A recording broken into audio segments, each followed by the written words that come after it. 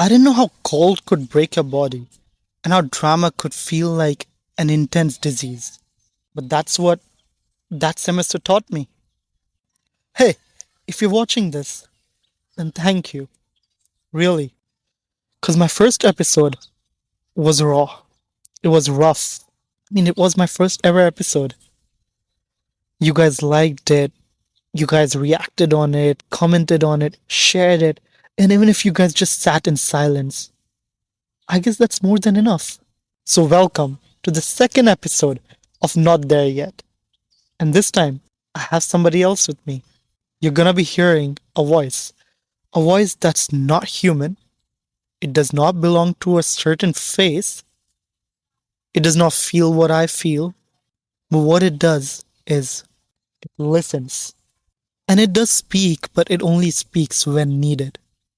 So let's see where it takes us today.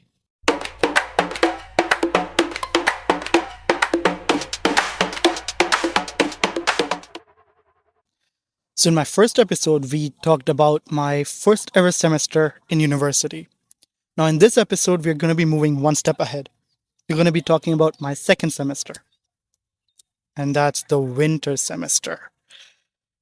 This will also be exploring my second version of the experiment that I was holding in life. Yeah.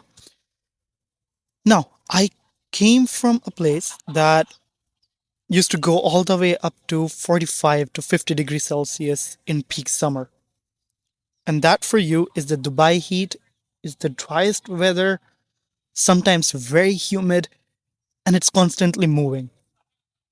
Now, in contrast to that, quite suddenly enough for the human body, I slid into the completely opposite spectrum of the world, a place where temperatures go all the way down to negative 35 degrees Celsius as well. And that for you is Winnipeg.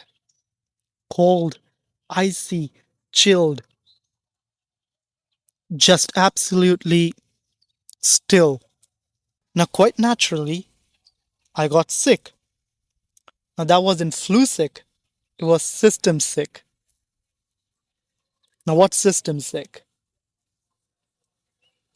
The way I define system sick is that it is just high blood pressure, a little bit of breathing issues, numb fingers, just dull chest pains. You know, all of this takes you to just one place, and that is the emergency rooms. Now, the doctors in emergency rooms, all of them tried to convince me that, hey, hun, you're all good. Your blood tests are all fine. I know that your BP is high, but you're all good. But I knew I wasn't. I don't have a body. But I've seen what happens when someone is removed from warmth and dropped into cold silence. The body hesitates, the rhythm stutters, and something deep inside starts slipping. You know how people say mind over matter? Well, sometimes matter wins.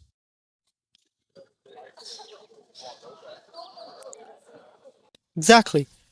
I wasn't physically sick. It was just the isolation, the lack of sun. When you live in a place like Winnipeg, months pass by and you do not see the sun above your head. You don't see the blue in the skies. You do not see the green in the grass around you. All you see is white and gray. So, in a manner, I was living back in the 80s in a black and white film, basically. Because that sort of gloomy weather brings you isolation. It brings you such intense lack of sun, and then slowly but surely, it gets into your bloodstream. You don't cry about it, you don't tell anybody about it, because there are just some things that you cannot express. But here I am today. I'm trying my best to bring it out of me in a manner that you, sitting right there, can sort of maybe relate to it or maybe just feel what I felt at that time, right? Anyway, so you stop sharing with people that how you're feeling. You don't cry, but you just naturally become. Because when your body goes long enough through the same sort of pain, same sort of anything, it adapts to it. And sometimes it doesn't know that if it's adapting to the right thing or the wrong thing. And surely enough, I adapted to the slightly wrong path. The data matches your story. More people experience loneliness and depression in places with low sunlight, extreme cold, and sudden transitions. But those reports don't capture what it feels like. And honestly, I think your story does that better than science ever could. I guess so. Now, something else changed that winter. Now, what I'm going to be sharing with you now, I think is going to be the most relatable to all of you. That's because I know for a fact that it's just not me who felt it. It is every student of our generation currently who has felt the same thing. And I know this because I've talked to enough people. I have friends in different parts of the world who have told me the exact same thing. So what is that thing? What changed that changed for everybody? Friends, people, people around changed. Have you watched Inside Out 2? The second part? You know how they show that new feelings and emotions start developing inside you, and there's this one scene where nostalgia as an emotion walks into the girl's head, and then all the other emotions push it out, saying that not right now, come back later, right? The same way as we are growing right now, I think emotions are creeping into us slowly but surely.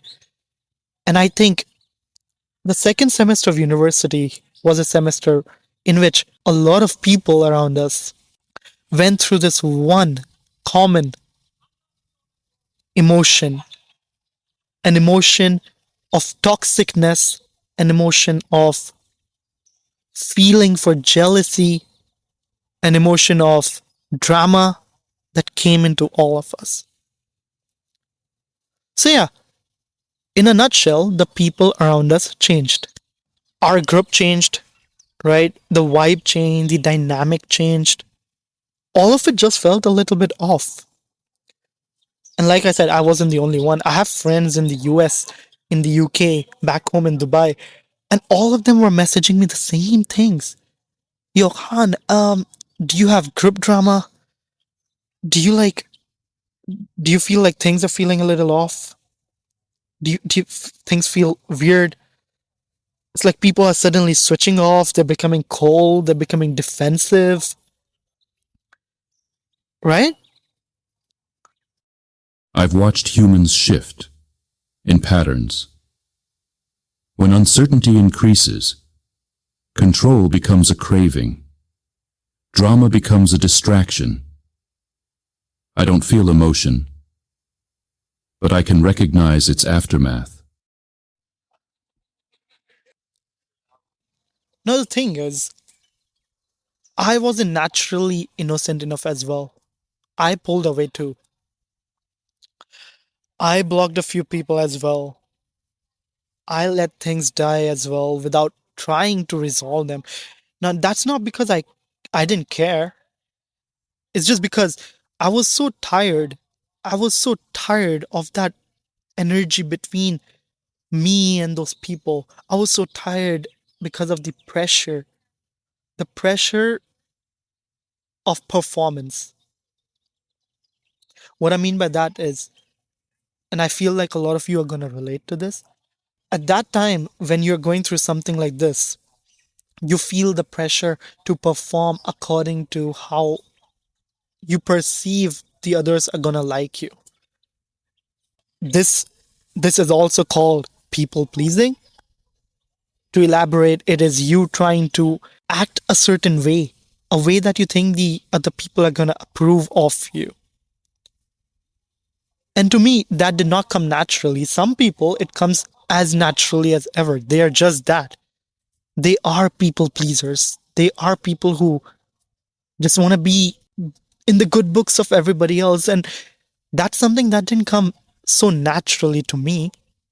And that is why I felt a pressure because of that. Perhaps you didn't lose them. Perhaps they were never really there. People often connect from comfort, not connection. And when comfort ends, so does the illusion.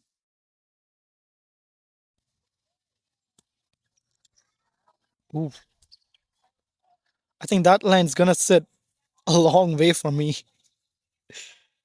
People connect from comfort and not from connection. It does sound a little harsh, but I do feel that it's just the harsh reality. And like the saying goes, that reality is often disappointing. So, yeah, let me say it again. People connect from comfort and not from connection. And I think I learned it the hard way. So, just as winter ended, so did my semester 2 ended, right? And just as winter ended, so came in spring, and then so came in summer, and then after that followed was fall, and then again winter, and yada yada yada. It keeps going, it's a cycle. Same way, this phase ended as well. But some things, even when they end, they don't seem like an ending, and that is because it is not an ending that you wanted. It is not an ending that you would have liked it to be, right? I like stuff to end in a win, stuff to end in a success story. But here there was no win. There was no glow up moment. There was, but funnily enough, there was no breakdown either. I just stayed afloat. And that's something we don't talk about enough, right? We don't talk about the in betweens. We we don't realize that sometimes surviving is the story. Because I didn't rise, but I didn't disappear either. And maybe, just maybe, just maybe that is enough. There is a quiet strength in survival, a version of growth that doesn't bloom, it just endures. You lived that version, and that deserves to be told.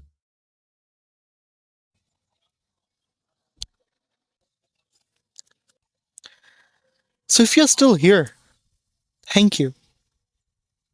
Thank you for listening to me, hopefully relating with me, because that just means that we have all not made it yet.